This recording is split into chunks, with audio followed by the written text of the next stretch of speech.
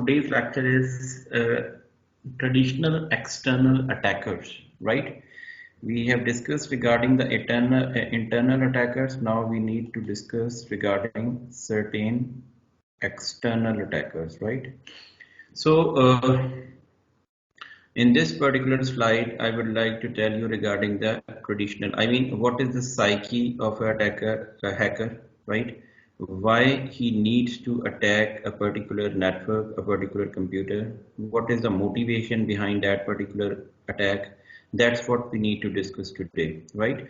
So in the 1970s, malware writers were joined by external hackers who began to break into corporate computers that were connected to the modems.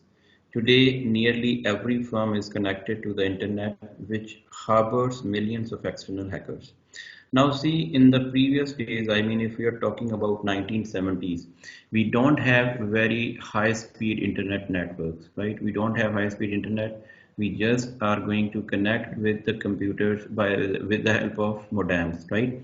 And you people are well aware about the term modem. Modem is a device that is going to connect your computer over an internet, and modem stands for modulation and demodulation device, right? And nowadays I don't find any modem inside anybody's computer, but the thing is, I mean, if we go 10 or 15 years back, most of the time, mostly users used to connect to an internet by using a modem, right? Nowadays, we do have the availability of LAN cards or like that, right? So actually in 1970s, malware writers were joined by external hackers who began to break into a corporate computers that were connected to a modem. So those computers which are being connected through a modem, hackers used to break into their systems and try to steal the confidential information, right? So traditional hackers, I mean, what is the psyche? They are being motivated by thrill, validation of skills, sense of power, motivated to increase reputation among other hackers, often do damage as a byproduct, often engage in petty crimes. Now see, actually, what is the motivation behind? Sometime hacker, I mean, if I would ask from you guys that why you go for hacking, I mean, why you need to be a hacker, right? Definitely, the motivation behind is you want to make yourself you want to I mean see yourself in some good position. I mean telling your friends that "Ki, I am a good hacker and I have hacked this particular website, I have hacked your Gmail account, and definitely everybody would I mean admire you or like that. This is the basic motivation behind the hacking, right? Second one is you want to increase your reputation among other hackers or among other students or among other friends, right?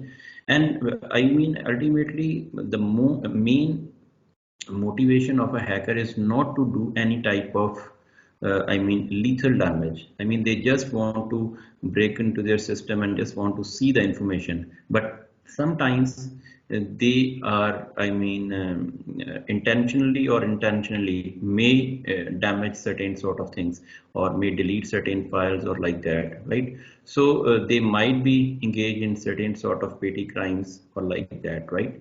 So this is what the basic motivation or basic criteria or basic things behind the hackers. I mean, why one wants to become a hacker, right?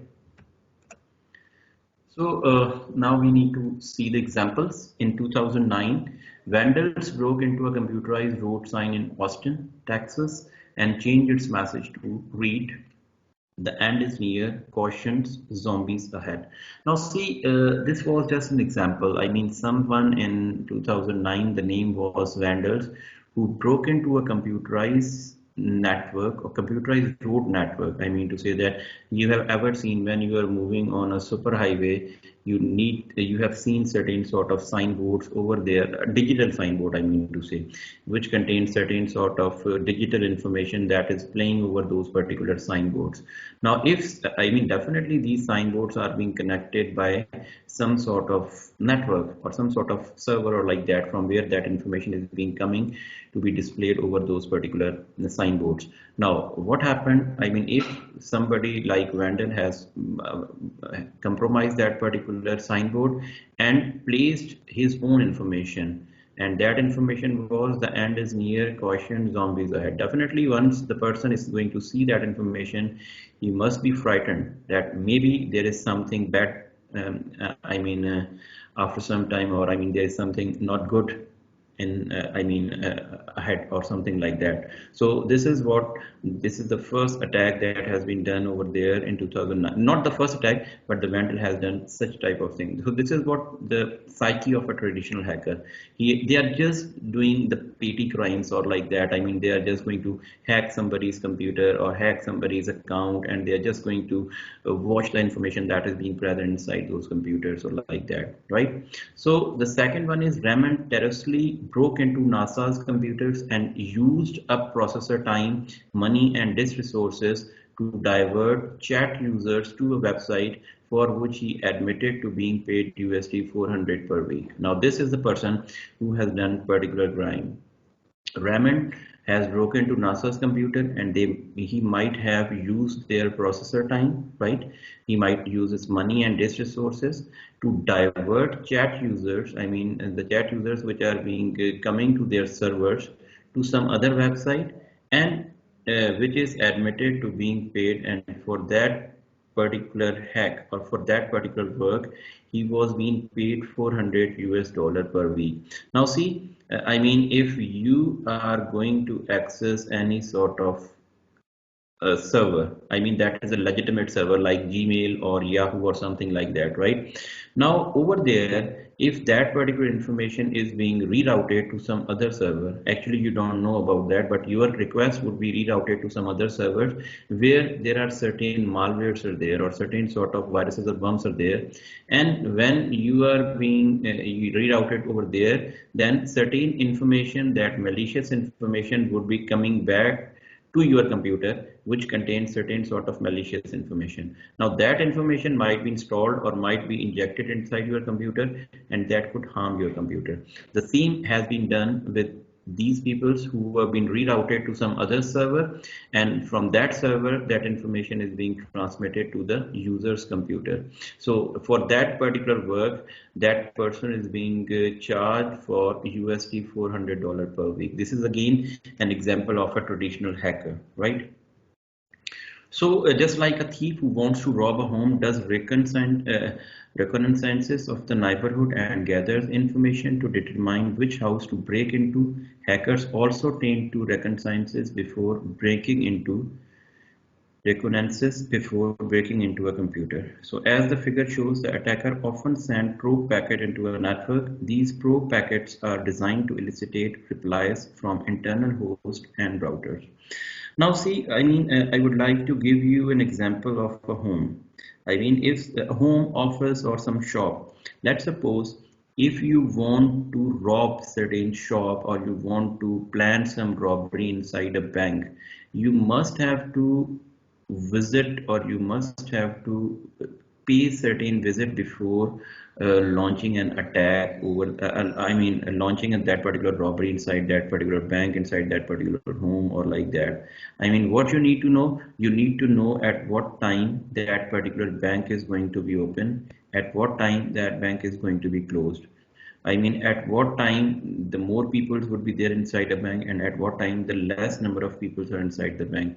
What are the number of employees, at what place, what employees sitting, and all that. What type of security they have placed inside their home, inside their offices, or like that.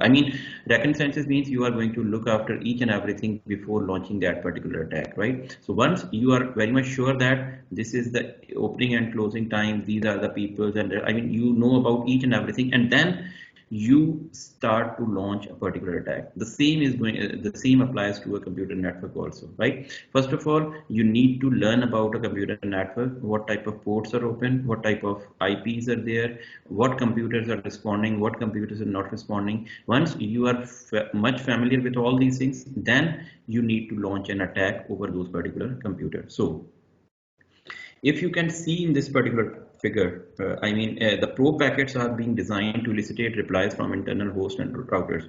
I have told you regarding the ping command. Now, Ping command, what actually it is going to do, it is going to send a ping packet. I mean, when you are pinging some sort of IP address, you would be getting 4 echo replies in response to that particular ping packet.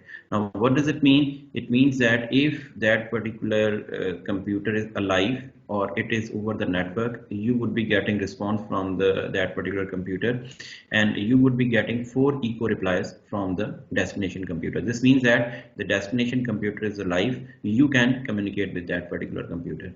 But if that computer is unable to respond, I mean, you have sent a ping packet to the ping that particular command to that computer. In response, you would be getting request timeout. This means that that computer is not alive, you cannot communicate with that particular computer. So this is very much important. Until and unless you don't know, you doesn't know that, okay, which computers are alive and which computers are not alive, you cannot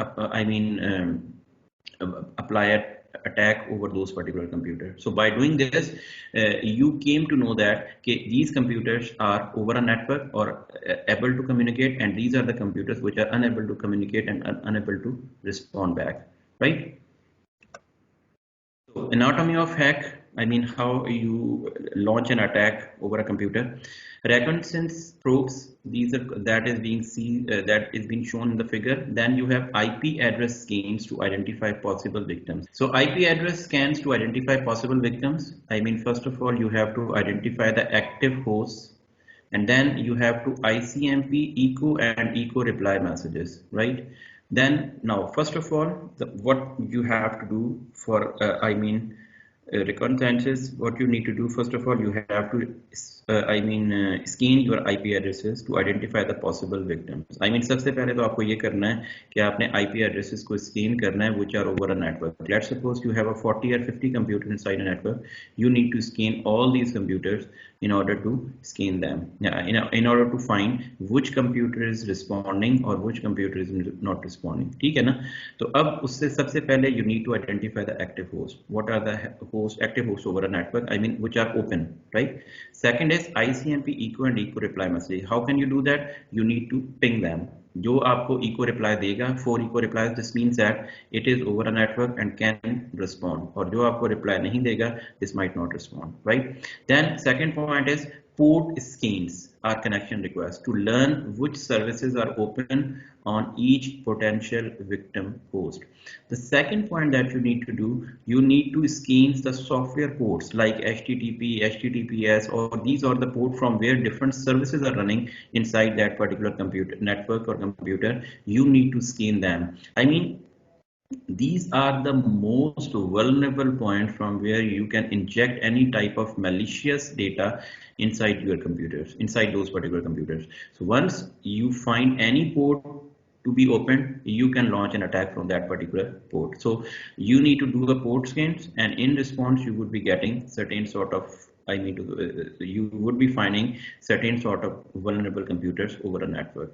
So port 80 is a well-known port for HTTP web server. There are many well-known port numbers between 0 and 1023. Each indicate the presence of a particular type of application. I mean, between 0 and 1023, there are a lot of port numbers, software port numbers, which are available. And these port numbers are going to represent what type of services which are being running over that particular computer, right? So those are open. You may say that they are vulnerable to certain sort of attacks. Now, in this particular diagram, you can see this whole scenario. अगर आप इसमें देखें तो there are 3 steps, 1, 2 and 3. In the first step, one is an attacker, एक attacker है आपके पास, and all 3 are the victims. Now, in the first step, you need to say ICMP echo and echo reply, right?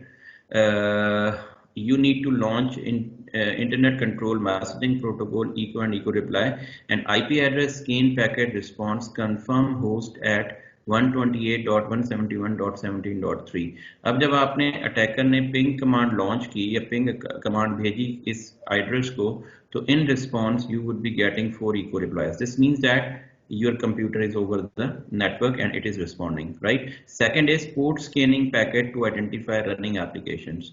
Second point is second step के अंदर आप क्या करते हैं कि you need to identify all the ports which are being present inside your computer by doing port scanning. Now the question might arises कि जी port scanning हमारे पास क्या होती है? Port scanning, there are many tools are available. Through those particular tools you can apply और you can do port scanning of any sort of computer. This is a sort of ethical hacking that you can do, right? अब उसमें आपको पता चल जाएगा कि कौन कौन से ports open हैं और कौन कौन से closed हैं, ठीक है? And by doing this you came to know about कि जी कहाँ पे हमने अटैक लॉन्च करना है, ठीक है? And the third one, you need to exploit or break in. Now you know about a particular computer is responding over a network. You know about what types of ports are open of that particular computer.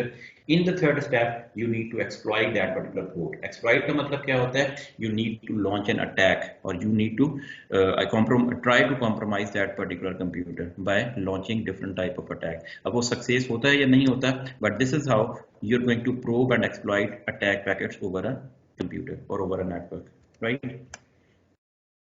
So, anatomy of a hack, the exploit. The specific attack method that the attacker uses to break into the computer is called attacker's exploit. अब देखें, there are very small definitions that I used to tell you. I mean, आगे चल के भी बहुत सी small terms होंगी that I need to tell you, and these terms would be used in a very general way in next of our lecture. So you need to remember all these terms. हर दफा मैं आपको नहीं बताऊंगा कि exploit क्या होता है, compromise क्या होता है, cipher क्या होता है, crypto system क्या होता है. All these things once I told you, you need to remember them. So in future, what I would be using, I would be using the word crypto system. I mean, still I haven't told you about crypto system, but I'm just going to give you an example. Okay, I would be using a cipher text. Now you have to understand what I mean by the cipher text. If I'm going to say that okay, this port has, I mean, this exploit has been done over this particular port number. So you have to understand an attack has been launched over that particular computer or something like that, right? So you need to understand the small definition so that you must not be confused in the future, right? So what is the definition of exploit? The specific attack method that the attacker uses to break into the computer is called the attacker's exploit. I mean, जो method आप लेके किसी computer को break in करते हैं, that particular technique is called as attacker's exploit, right? So the act of implementing the exploit is called exploiting the host. और उस mechanism को हम क्या कहते हैं? Actually we are exploiting particular node or particular host over a network, right? This is what the anatomy of hack. Now you have heard about IP spoofing, right? So now in this particular diagram I would like to tell you the source IP address spoofing. अब ये क्या होती है? First of all I would like to tell you in a general language, ठीक है जी, and then I would be explaining you with the help of diagram.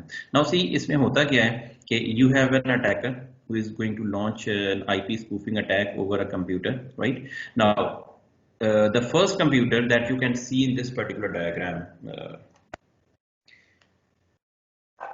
ये वाला, ठीक है जी, this one computer is a legitimate computer and this one computer is another computer over the same network, ठीक है, एक ही नेटवर्क के अंदर, लेकिन ये अटैकर जो है that is outside of the network. अब this attacker is going to launch an attack over this computer by sending any type of packet, ping packet, कुछ भी वो भेजता है. Now in response this computer has to respond, right? Now what happens? The packet that is coming from this attacker to this computer, in that packet the receiver's address or the responding address or the source IP address would be mentioned of an address of this particular computer. What happened?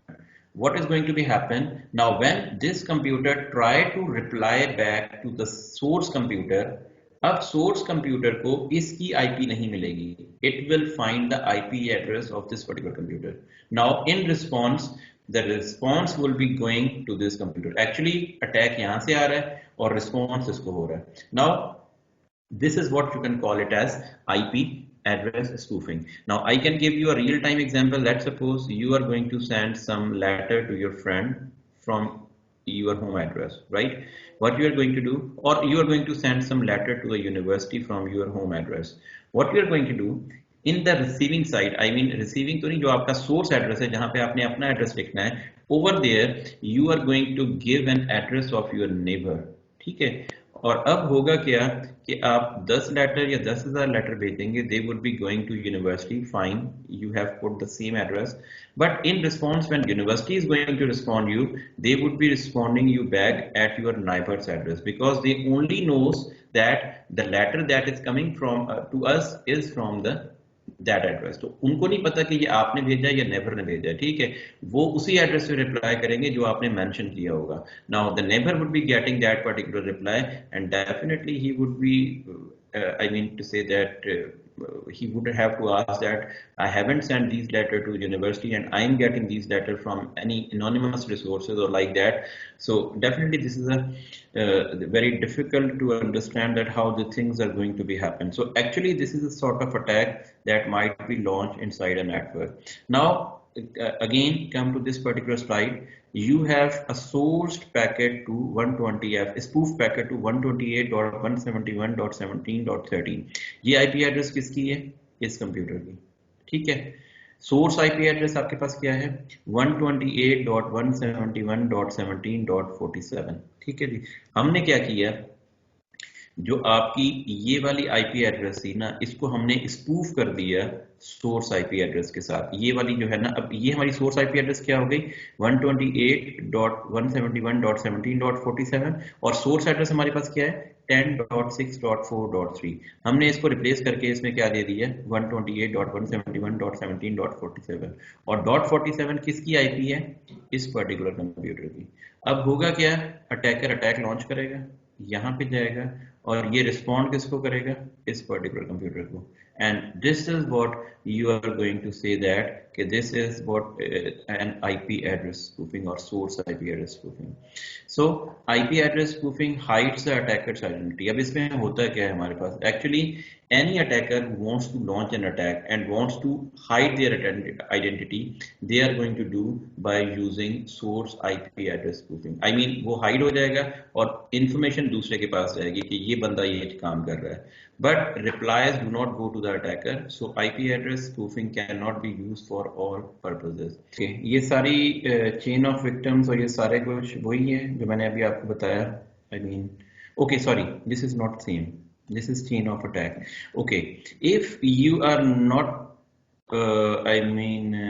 okay with I mean to say that IP spoofing, source IP spoofing, I mean there might be some problem to launch a IP spoofing attack, then we need to have a chain of attack computers, right? Now what it might be, the attacker attacks through a chain of victim computers.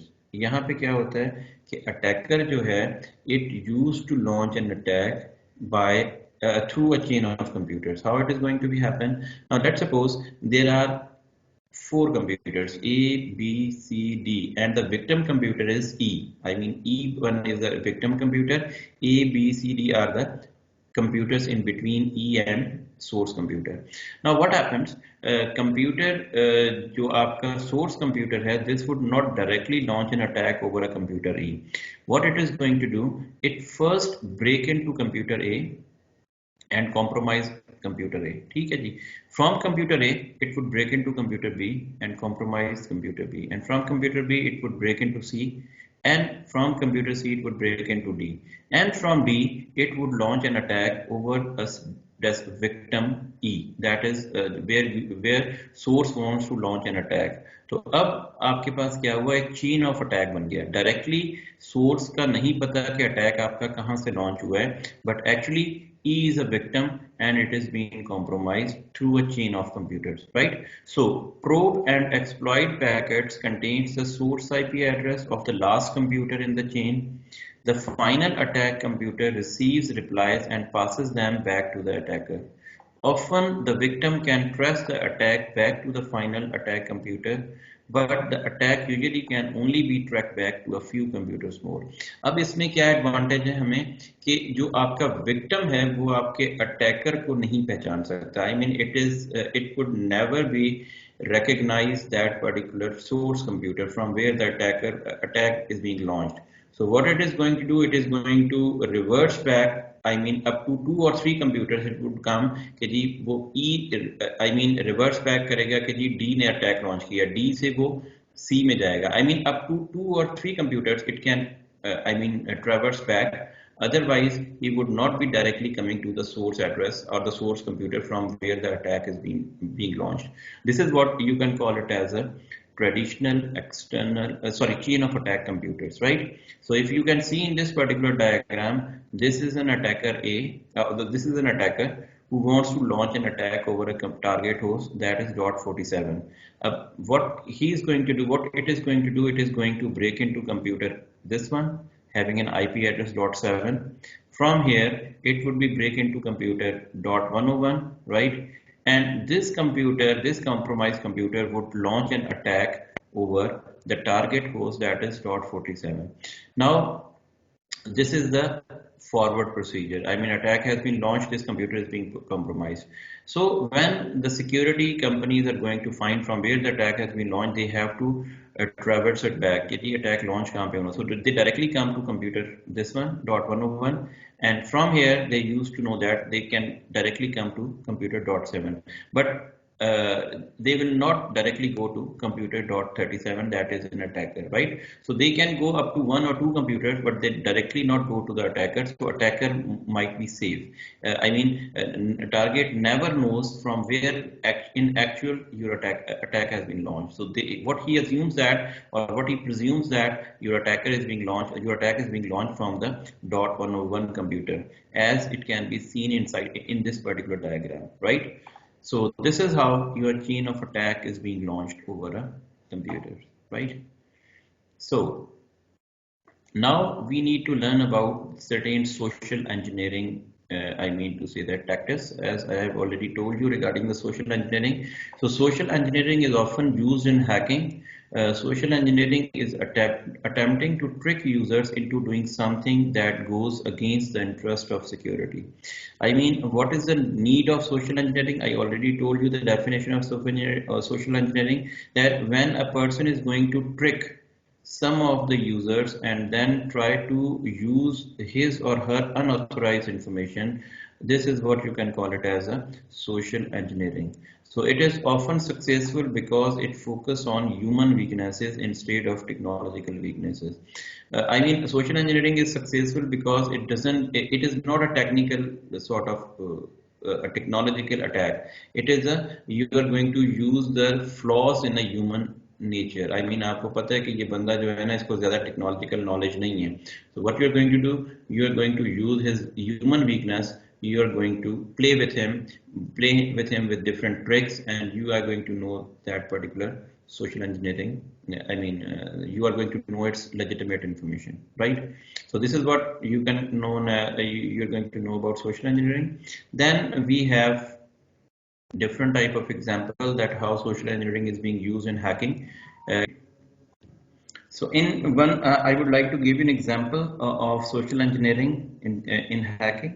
So in one social engineering ploy, a hacker calls a secretary claiming to be working with the secretary's boss.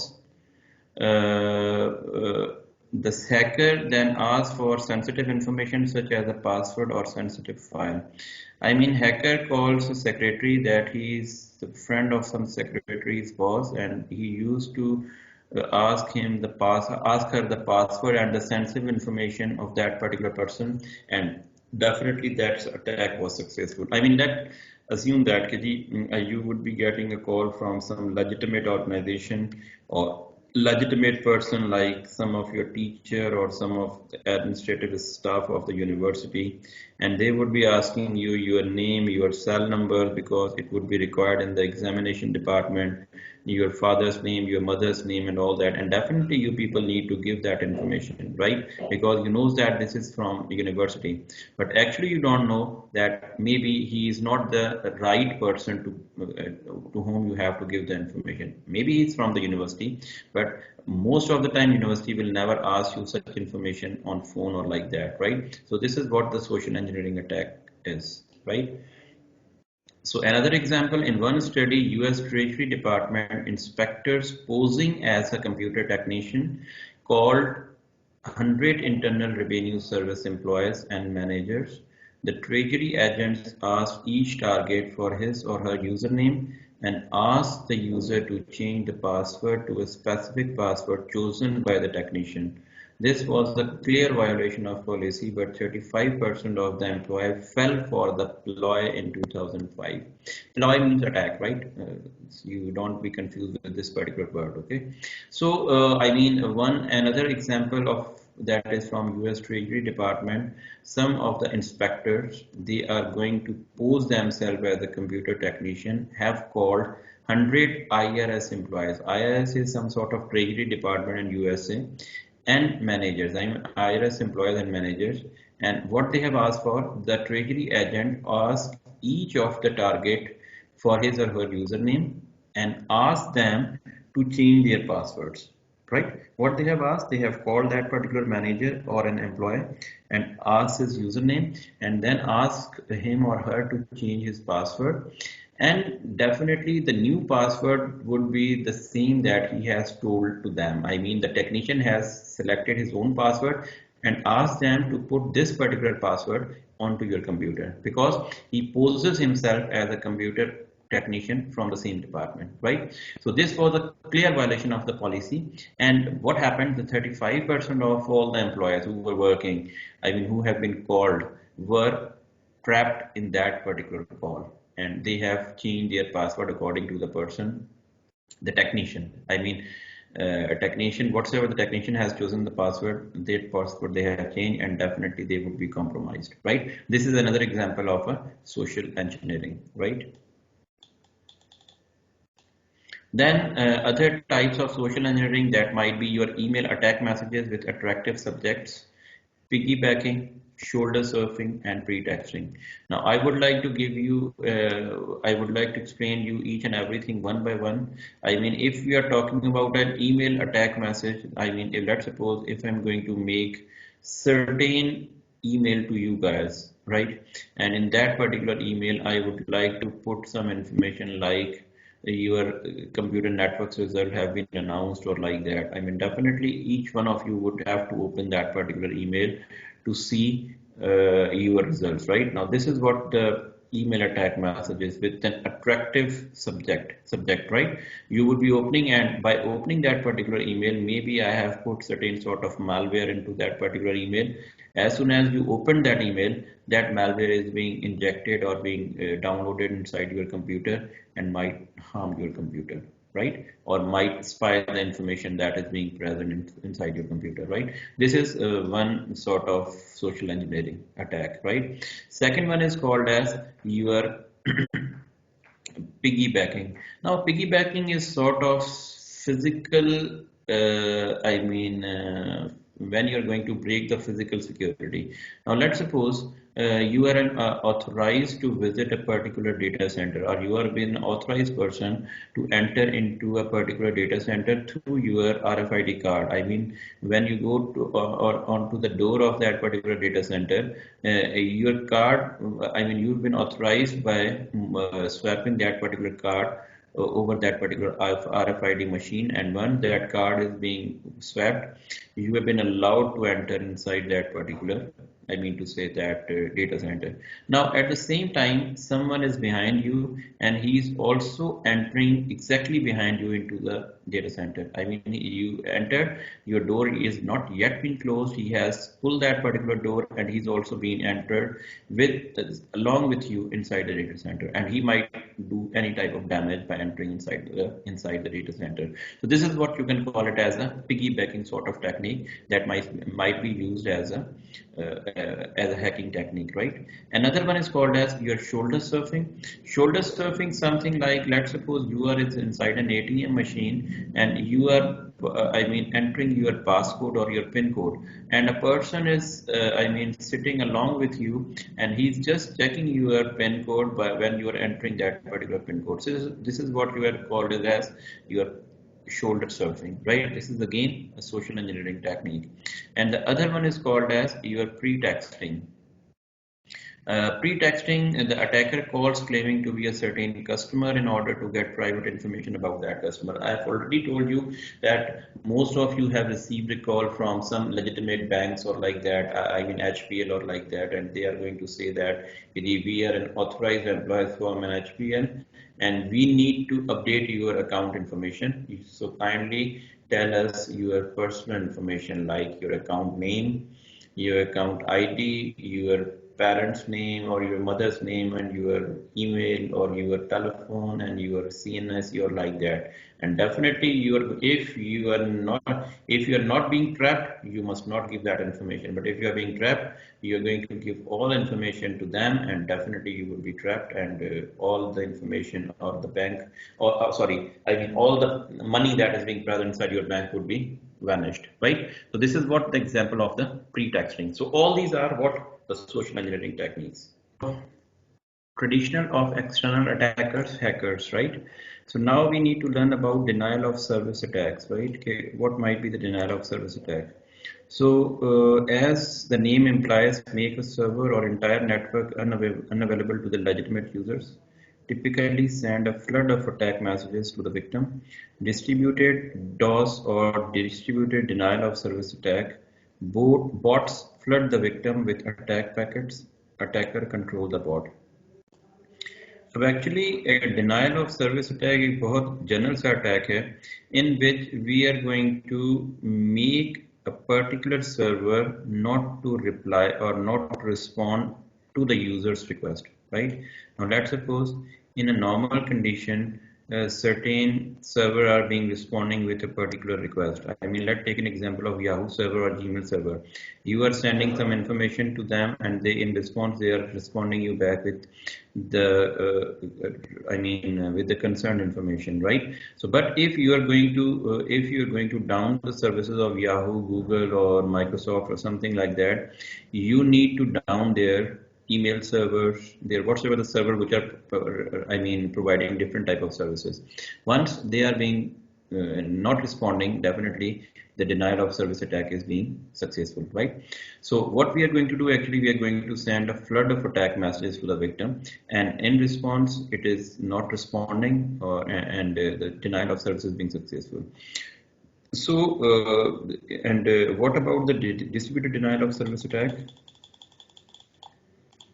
Now, if you can see in this particular diagram, DDoS is another type of attack in which the attacker is going to launch an attack by using bots. Bots are the intermediary computers which are being available over an internet or over a network, and attacker is going to get a control of these bots through different mechanisms. I mean, mechanisms may be different, but once the control is in the hands of attacker, through this particular bots, an attacker can launch an attack onto this particular victim. Now see, I mean, how the bot is being compromised or how they are going to create a bot. I mean, any computer, let's suppose your mobile, your computer, your desktop computer, your laptop computer, or any sort of IoT devices which are being, I think you people are well aware about the term IoT, Internet of Things devices, right? So they are being available, they are the part of internet, they are the part of network.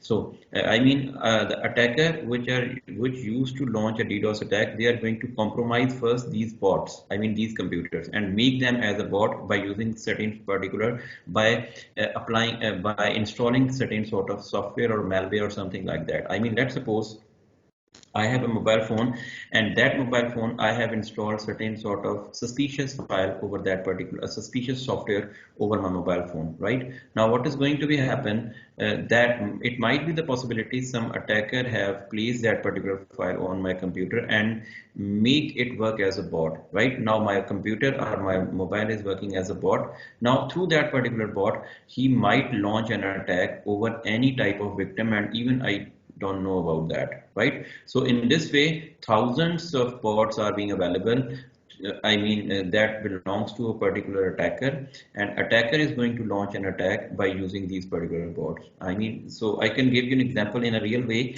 that they are sort of army, I mean, let's suppose if you have a 5,000 or 10,000 army, and they are being equipped with the guns and all these things, and when you are going to say them being a general of that particular army, you're going to instruct them that you launch an attack over a particular area or over a particular people. They are going to launch an attack. I mean, they just need to listen your instruction. They just need to wait for your instruction. Once you have instructed, that particular attack is being launched through that particular army. The same applies to the DDoS attack. I mean, you have the army of bots which are being available over the internet, and once you want to launch an attack, you just need to give an instruction to them, and in response, that particular attack is being launched over a particular victim. Right now, actually, most of the time, attacker have 5,000 to 10,000 bots available over a network, over an internet, and a person who wants to launch any type of DDoS attack, he is going to pay certain amount of money to an attacker, and in response, on the behalf of that particular person, that attacker might launch an attack and might hit a victim that is being present over a network. So this is how your DDoS is being launched over a network, right? I mean, in between, if you have any question, you might ask, right? So in 2001, the Code Red virus attacked the US White House website. Fortunately, the attack were made against the website's IP address. Instead of its host name, the White House merrily changed the IP address of whitehouse.gov, right? Actually, क्या हुआ था कि Code Red virus attack हुआ था US White House के website के ऊपर, but that attack was over the website instead of its host name. I mean, they haven't attacked their host name, but its IP address. So what they have changed the IP address of that particular computer. So once the IP address is changed, that attack has been, not successful, right? So to attack a server, the bots might flood the server with TCP connections, opening request, TCP sync segments. A server reserves a certain amount of capacity each time it receives a sync segment. By flooding a computer with sync segments, the attacker can cause the server to run out of resources and therefore crash. I mean, this is an example of a DOS attack or DDoS attack. I mean, what happens? Bots are going to launch a TCP synchronized request to every server. I mean, that is a connection, opening request that is being sent from a TCP. I mean, you people are well aware about the TCP protocol. TCP is transmission control protocol. That is a connection oriented protocol, right? What it is going to do, it is going to send an acknowledgement to the receiver or send a request to a receiver that I want to send an information that is called as your three-way handshake, right? So this synchronized message segment is being sent, and server is going to reserve a certain amount of memory to receive these particular synchronization requests. But if you are going to send a lot of synchronized messages at the same time, or you are going to bombard these particular message over flood a particular message over a server, and in response that particular server is not going to respond you back, right, because of these particular problem, right? So this is what you can call it as distributed denial of service attack, and in response that server is stop responding, and it would be down and the services would be stopped, right? This is how you are going to launch distributed denial of service attack. So traditional external attackers like bots, updatable attack programs. Bot master can update the software to change the type of attack the bot can do. May sell or lease the botnets to other criminals. Bot master can update the bot to fix bugs. अब इसमें different types हैं, ठीक है? Types तो नहीं कह सकते, लेकिन we may call it as how bots works. Bot master can update the software. This is a software that is being updated onto every bot to change the type of attack can do. May sell or lease a botnet to other criminals. I mean, you can, being an attacker, you can sell these particular botnets to any type of criminal over a network. ठीक है ना, मेरे पास 10,000 computers हैं जिनको मैंने bots बनाया हुआ है, या मेरा बॉटनेट है 10,000 कंप्यूटर्स का. तो अब कोई बंदा कहता है कि जी आपने मेहरान यूनिवर्सिटी के सर्वर पे अटैक लॉन्च करना है, मैं आपको जी 10 लाख रुपए दूंगा. So I can take a money from him, and उसका नाम भी नहीं आएगा, and what I would do, I would launch an attack from my botnet. I mean, botnet is my computers or army, computers army. तो उनको मैं कहूँगा, and they in response launch an attack to a particular victim, right? So bot master can update the bot to fix the bug. So this is how your bots can works, right? Then we have fixing and updating bots. I mean to say that this is how the bot master, these are the bots and these are the victims. But make sure this is not necessary that one type of attack can be launched. There are multiple type of attack that might launch over a particular I mean to say that machine, like DOS attack command to first bot, software update for spam to the second bot master bot, and the software update to fix bugs in attack software. I mean, these are the three type of different commands which might be launched and from the different bots, and they are going to attack different computers over a network or different victims over a network, right?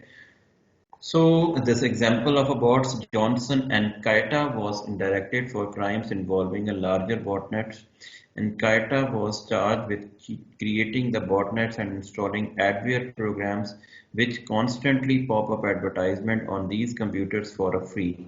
He was also charged with renting parts of his botnet to other criminals for spam and denial of service attack.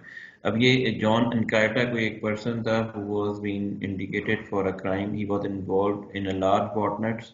Ankita has been charged with creating the botnets and installing adware program. अब ये क्या करता था botnets के through कि he is going to play different sort of advertisements. You people have seen in your computers also कि अगर आप कोई ऐसी वेबसाइट खोल लें तो अगर वहां से कोई इस तरह का प्रोग्राम डाउनलोड हो जाए आपके पास तो you would be getting a lot of websites I mean their web advertisements coming and popping up inside your computers, so which constantly pop up advertisement on these computers for a free. So he was also charged with renting parts of his botnets to other criminals for spam and denial of service attack. एक तो आपके पास ये इसके लिए charge हुआ और दूसरा ये क्या करता था कि अपने बॉटनेट्स को लीज पे देता था या रेंट आउट करता था डिफरेंट क्रिमिनल्स को, and those criminals used to launch different sort of spam and denial of services attack over some victims, right? So this is how the bots works. Okay, Ji. Now we need to learn about different skill levels. I mean, we might have an expert hackers are characterized by strong technical skills and top persistence. Expert hackers create hacker scripts to automate some of their work. Scripts are also available for writing viruses and other malicious software. अब देखें आपके पास जो attackers होते हैं ना, they are being equipped with a very strong technical skills. They are a good programmer, right? They used to write in scripts and they launch those particular scripts onto a particular computer, like a malware, like a viruses, like a worms, and based on that, they are going to get the intended information from the victim, right? But today, hacker scripts often have easy to use graphical user interface and look like commercial products. Many scripts are available on the internet. These easy to use scripts have created a new type of hacker that are being called as your script kiddie. Today's hacker, fine. So I mean, nowadays it's not difficult. I mean, it's not difficult to launch any type of attack because we already have the availability of different type of softwares which are very easy to use, and the simple people who do not have more technical knowledge or IT knowledge, they can also be able to launch this type of attack over a particular victims, right? So these type of attackers are being called as your script kiddies, right? So script kiddies use these scripts to make attacks. Script kiddies have low technical skills. Script kiddies are dangerous because of their large numbers. अच्छा जी, अब हम आ जाते हैं script kiddies के ऊपर. पीछे तो हमने पढ़ा कि जी आपके पास टेक्निकल स्किल्स वाले हैकर्स होते हैं with no programming and all that. The other one is the script kiddies. अब script kiddies just using the existing scripts और programs to launch an attack. They have a very low technical skills, right? And what they have, why they are dangerous? Because they are large in numbers. How they are being large in numbers? I would like to give you an example. In February 2000, a number of major firms were affected by a devastatingly effective DDoS attack that blocked each of their e-commerce system for hours at a time. Victims included CNN, eBay, Yahoo, Znet, and others. At first, the attack were thought to be a work of an elite hacker. However, the culprit was found to be a 15 years old script kiddie in Canada. Now, see, this is how you can assume that how dangerous the script kiddies are. Now, see, in February 2000, some major firms were affected by a devastating DDoS attack, in which the services of very big companies or very giant companies like CNN, eBay, Yahoo, and ZNet were stopped working because of certain DDoS attack on their websites. I mean, at the first time when they have investigated that particular crime, they investigated that at very first time they thought that this was a very, I mean to say that technical person or the elite hacker who has done this particular crime. But actually that was just a 15 years old script kiddie in Canada. Now you can imagine that how dangerous they are. I mean, nowadays in every home there is the one script kiddie. I mean, आजकल के जो बच्चे हैं हमारे, they are sitting at their computers and used to do these sort of pranks. I mean, they used to download certain sort of software, and by using those particular software, they used to launch certain type of attacks onto other computers in order to prove themselves more technical, right? So that is the reason that technical hackers are very small in nature. So that's why they are not so dangerous. But the script kiddies are very large in nature. I mean, हर घर के अंदर आपको तीन चार दो तीन ऐसे मिलेंगे, ठीक है? And those who are doing these sort of mischievous things, playing with the computers and using certain softwares and doing these type of things. So when we think that they are in millions or trillions, definitely when they used to launch an attack, तो अगर वो million और trillions में से अगर thousands भी कामयाब हो जाते हैं, आई मीन सक्सेसफुल हो जाते हैं, तो definitely they are very dangerous in the nature. आप वो पूरे के पूरे इंटरनेट को चोक कर सकते हैं these peoples, right? So that is why the script kiddies are very dangerous, right? So virus and other malware writers also have written long programs of creating new malware. Viruses have become so easy to create with these tools that Simon Jessen, an 18 years old German student who had never written a virus before, was responsible for 70% of the virus activity in the first half of 2004. Now, see, this slide is motivation for you guys also. I mean, virus and worms or malwares are not a big deal to write. I mean, it's just require your dedications or something like that, right? Even you are going to write a very difficult program, being a software engineer. Why can't you be a hacker? I mean, you can easily be a hacker. I mean, you just have a basic networking knowledge. You know what are the port numbers, how to break into the system and all these things, and then write a script to hack particular computers. Now see, I mean, this is an example of Seven Jessen, who was just an 18 years old German student. He was a student like you guys. But what he has done, he has never written a virus before. उसने कभी भी ऐसा कोई काम किया ही नहीं था, ठीक है, वायरस का. But what he was responsible, 2004 के अंदर जो research हुई है, and it was seen that 70% of the virus activity in that year was done by that particular guy. Now, can you imagine? I mean, he doesn't know each and everything. He doesn't know about any type of virus. He didn't written a virus before. But in 2004, all the 70% viruses were written by him. So this slide can motivate you guys to be an ethical hacker. So this is my request, not to be a hacker, but an ethical hacker, right? ठीक है जी. So this is 25. So we might have the tools are available for creating all types of exploits. One of the most important is the Metasploit framework, which makes it easy to take a new exploitation method and rapidly turn it into a full attack program. Metasploit is used both the attackers to launch an attack and by security professional to test the vulnerability of their system to specific exploit. अब ये एक Metasploit जो tool है, I think you people are well aware about that, क्योंकि आजकल तो बहुत से और tools भी available हैं. So Metasploit is used to launch an attack and also being used by the security engineers to test the vulnerability inside different sort of systems. So metasploit.com पे जाएं और जाके जिसने search नहीं किया वो इसको search करें. So this is all